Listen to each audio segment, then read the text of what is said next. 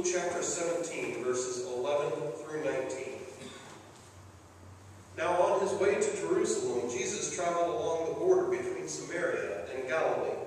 As he was going into a village, 10 men who had leprosy met him. They stood at a distance and called out in a loud voice, "Jesus, Master, have pity on us."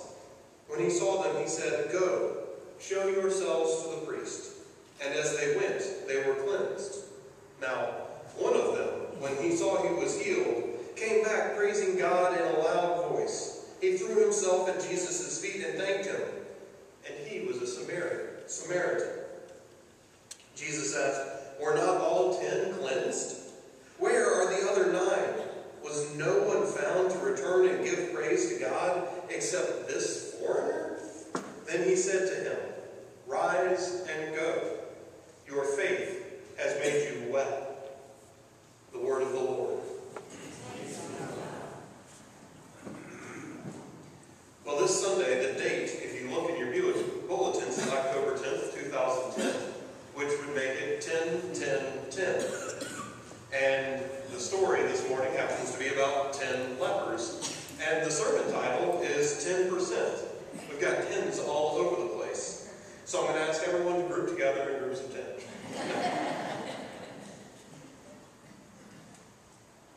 This morning's story about the cleansing of the 10 lepers could also be a story about the one leper who was made well.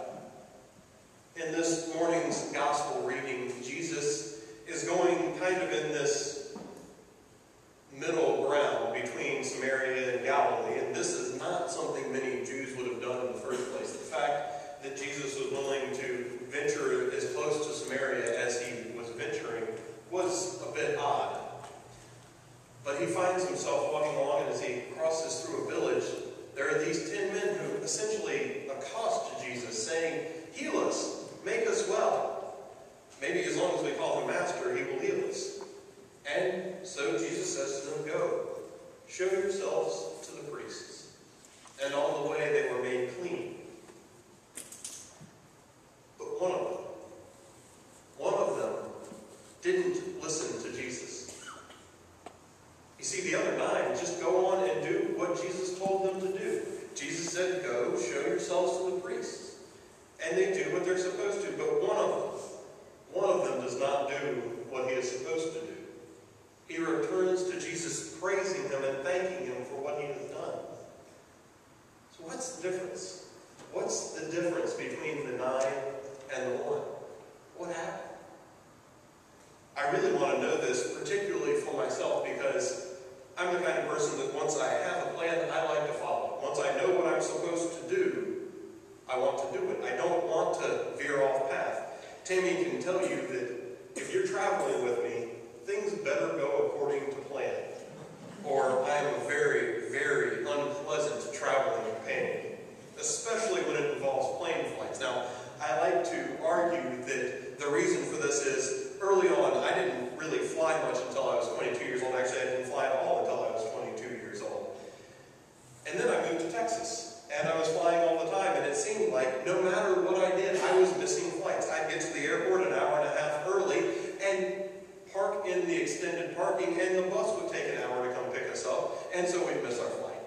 I'd leave 2 hours early, and there would be a monsoon, and if there are any Texans in the audience, I apologize for insulting you, but Texans are frightened by rain. It's as if when it rains, the only possible speed you can drive is 5 miles per hour. And so these Texans slowed down to 5 miles per hour. And I'm not just talking about a little bit of rain. I'm talking about Exodus proportions rains here. I'm talking about I was waiting for the frogs to start hitting my windshield. It was coming down so heavy. And so I missed another flight. And there were a couple times that it was my fault that I missed a flight. But I learned, you have to do it exactly right. If you make a mistake while you're traveling, you will miss your flights, it will cost you money, you'll be delayed, you'll end up in Pittsburgh for far longer than you want to spend in the Pittsburgh airport, and then you will be on a single-row plane from Pittsburgh to Roanoke, Virginia. And let me tell you, there are a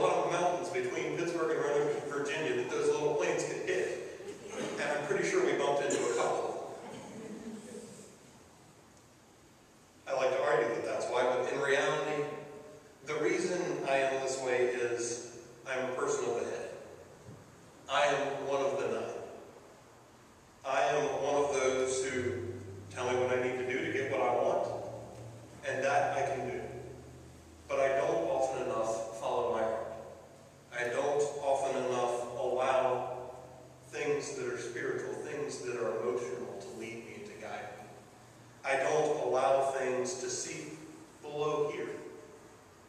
I get to 10%. I allow the world to enter into here, and then I stop. That's the way I travel, and that's oftentimes the way I live life. But that is not the calling of people who follow Jesus Christ. We are not supposed to stop with God in our heads. We are not supposed to stop with God when it comes to thinking correctly about what it means to be a Christian, what it means to follow God, to follow Jesus Christ. We are not supposed to stop here, which in this modern world, it is all too easy to do. It is all too easy to stop with the thinking. Love requires morals. Allowing God into our hearts moves us out of our comfort zones. Allowing God into our hearts might mean doing something that isn't in our plans, doing something that we didn't think we were going to have to do, or veering off of what we know will get us the right results. The head is concerned with results, and concerned with the results that it is aware of. The heart is concerned with relationships.